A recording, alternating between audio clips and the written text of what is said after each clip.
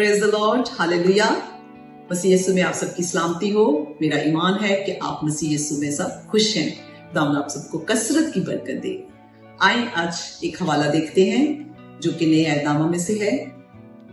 पौलुस रसूल का लिखा गया खत एफिसियों की कलीसिया के नाम, उसका 4 बाब और उसकी 32वीं आयत।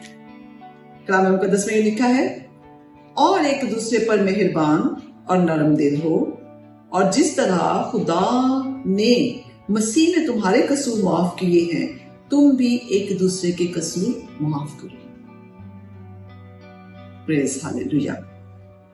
माफ करने वाली सबसे बड़ी हस्ती हमारा जिंदा खुदा है, और ये उसके माफ करने की बुनियाद यीशु मसीह की कुर्बानी है। जिस तरह ज़बूर 103 उसकी 12वीं आयत में लिखा है कि जैसे पूरब पश्चिम से दूर है, वैसे ही उसने हमारी खताएं हमसे दूर कर दी। वो इस तरह माफ करता है। इसीलिए ये कहा गया है कि सबसे बड़ी हस्ती माफ करने वाली हमारा खुदा है।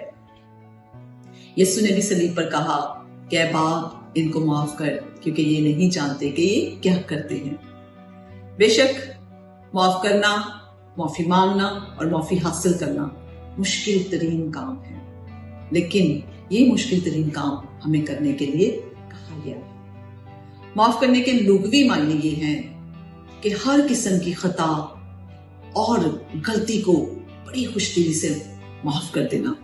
नंबर 2, नजरअंदाज कर देना। अपने साथ की हुई ज्यादती, अपने साथ जो ज्यादती हुई है उसको नजरअंदाज कर देना और बदला लेने की ख्वाहिश ना करना। ये माफ करने का लुग़वी मायने है। इसका मतलब ये कहना तो बहुत आसान है कि मैंने तुम्हें माफ कर दिया, लेकिन जब सुलह ना की तो फिर कैसी माफी। अगर हम ये कहते हैं कि मैंने माफ कर दिया है लेकिन बात नहीं करनी है, तो फिर भी माफी ना हुई। इसका मतलब माफी का असल मतलब है सुलह कर लेना। जिस तरह बाप ने हमारी खताएं, हमारे गुनाह माफ किए और हमसे सुलह की, मसीह यीशु की कुर्बानी के बाइस जब हम माफ किए गए तो बाप से हमारी सुलह हो गई, हमारा राब्ता हो गया। हम बागी अदन से निकाले गए हुए थे, हम उसकी हुजूरी में नहीं जा सकते थे, लेकिन जब मसीह की कुर्बानी के बाइस हमें माफी मिली है तो फिर हमारा राब्ता हमारे खुदा से बहाल हुआ। बाप ने हमसे सुलह कर ली। हालेलुया। ऐसी ही सुलह होनी चाहिए। माफ करेंगे तो फिर क्या होगा?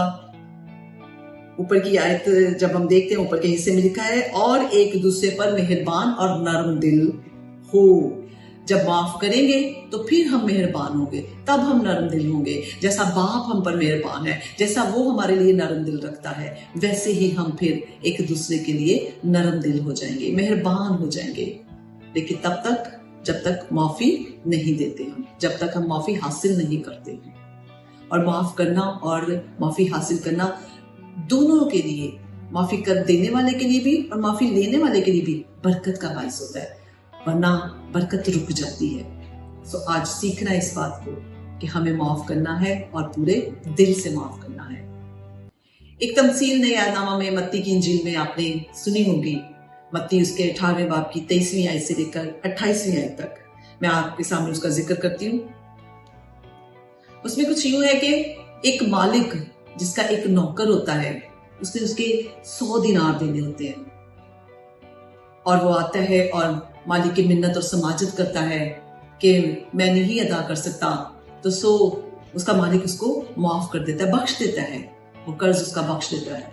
वो खुशी खुशी वहां से जाता है, और जैसे ही बाहर जाता है, आगे उसका एक हम खिदमत जिसने उसके कुछ रुपए देने होते हैं, वो उससे कर्ज तलब करता है और कहता है, वो उसका हम खिदमत भी कहता है कि मैं नहीं दे सकता, तू मुझे माफ कर दे।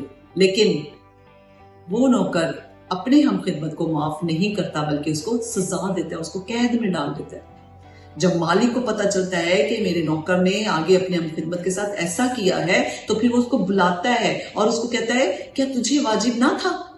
जो मैंने तेरा इतना कर्ज माफ कर दिया, तो तुझे भी वाजिब था कि तू अपने हम खिदमत का थोड़ा सा कर्ज माफ कर देता। तो आज सीखना इस बात को है, और गौरतलब बात यह है कि जिंदा खुदा ने हमें उस वक्त माफ किया जब हम पर लाखों रुपए का कर्ज था, तो क्या हम पर ये फर्ज नहीं बनता कि हम उनको माफ करें जो हमारे चंद रुपयों के कर्जदार हैं? आज इस बात पर गौर करेंगे और एक दूसरे पर मेहरबान होंगे, नरम दिल होंगे। खुदा आप सबको